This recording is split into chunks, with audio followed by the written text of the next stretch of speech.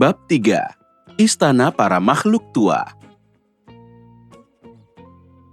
Pada zaman dahulu kala, hiduplah seorang laki-laki bersama anjingnya yang sudah tua. Anjing itu sangat setia melayani tuannya. Sayang, sang pemilik anjing tidak sungguh tak tahu bersyukur. Mentang-mentang sudah tua, ia berniat membuang anjingnya itu. Tahu majikannya sudah tidak menginginkannya lagi, sang anjing memutuskan pergi sendiri dari rumah.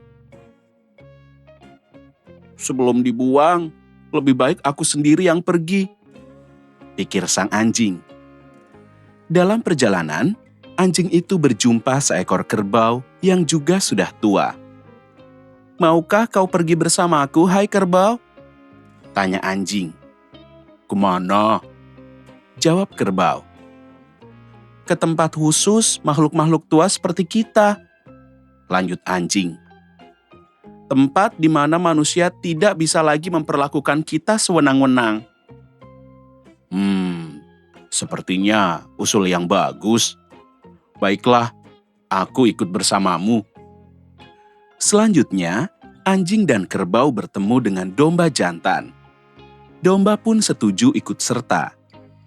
Demikian pula dengan keledai, kucing, ayam jantan, dan angsa. Bersama-sama, para hewan yang sudah tua itu mengembara ke istana para makhluk tua. Pada suatu malam, kelompok hewan tua merasa sangat lapar. Ketika melihat ada sebuah rumah yang pintunya terbuka, mereka urung langsung masuk. Padahal di dalam sana terdapat sebuah meja penuh dengan makanan. Tapi ternyata itu rumah kawanan perampok. Para perampok itu sedang bersiap untuk makan malam. Para hewan berpikir keras. Bagaimana caranya mendapatkan makanan lezat yang terhidang di atas meja? Meminta kepada perampok tentu tidak mungkin. Apa akal? Anjing tua yang cerdik merancang siasat. Ia meminta keledai naik ke punggung kerbau. Disusul domba di atas punggung keledai. Selanjutnya, si anjing itu sendiri naik ke atas punggung keledai. Kemudian giliran kucing yang naik ke punggung anjing. Disusul angsa di atas punggung kucing. Dan terakhir, ayam di atas punggung angsa. Kini semua hewan tersebut saling gendong.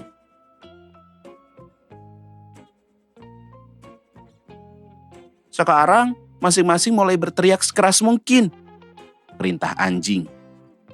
Maka, kerbau pun melenguh. Keledai meringkik, domba mengembik, anjing menyalak, kucing mengeong, angsa dengan lengkingan, dan ayam berkokok. Keras dan tanpa henti. Suaranya begitu mengerikan. Para perampok di dalam rumah kaget setengah mati. Mereka lari tunggang langgang, berebutan keluar. Sampai di luar, mereka semakin ketakutan karena ada hewan aneh dengan suara mengerikan. Para perampok kabur entah kemana. Kini rumah telah kosong. Para hewan berlompatan turun, masuk dan menyantap berbagai hidangan lezat di atas meja. Sampai mereka kekenyangan, ternyata masih banyak makanan tersisa. Sayang untuk ditinggalkan. Mereka sepakat bermalam dulu. Makanan ini bisa untuk sarapan kita besok pagi, kata anjing. Hewan-hewan itu pun akhirnya bermalam. Sementara itu, di tempat persembunyian, kepala perampok mengutus salah seorang anak buahnya untuk memeriksa keadaan rumah. Coba kau periksa, apakah makhluk menyeramkan itu sudah meninggalkan markas kita? Katanya. Dengan perasaan was-was, berangkatlah anak buah perampok itu. Sambil mengendap, ia memeriksa sekeliling rumah.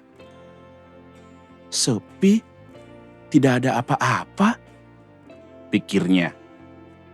Yakin tidak ada apa-apa, perampok itu lalu masuk lewat pintu depan. Dia tidak sadar anjing tua ternyata tidur di dekat pintu. Ya, seperti kebiasaannya dulu saat menjaga rumah majikannya. Dan meski sudah tua, naluri anjing itu masih kuat. Tahu ada yang masuk, ia langsung menyala keras. Perampok kaget setengah mati. Bukannya lari keluar, ia malah melompat masuk. Kerbau yang tidur di ruang tengah terkejut dan langsung bangun. Saat bangun itulah, tanduknya menerjang perampok hingga terlempar keluar rumah. Belum sampai menyentuh tanah, keledai yang berdiri di luar menendangnya keras-keras. Perampok terlempar ke atas loteng, tempat si kucing tidur. Kaget, spontan kucing mencakar. Perampok tunggang langgang menyelamatkan diri. Ia mencoba lari lewat pintu belakang. Tapi di sana ada kambing dengan tanduknya yang panjang. Celana si perampok tersangkut di tanduk kambing. Lengkingan angsa dan kokokan ayam membuat si perampok makin panik. Ia lari sekencang mungkin. Tanpa sadar, celananya tersangkut pada tanduk kambing. "Sungguh mengerikan!" teriaknya begitu sampai di tempat persembunyian. Ia lalu menceritakan semua yang terjadi di rumah tadi. Ia tidak sadar bila yang ada di rumah itu hanyalah kawanan hewan tua. Kini, para hewan itu sudah kembali tertidur pulas di dalam rumah dengan makanan yang berlimpah. Untuk sementara, mereka telah menemukan istana para makhluk tua. Segalanya akan menjadi lebih kuat jika bersatu.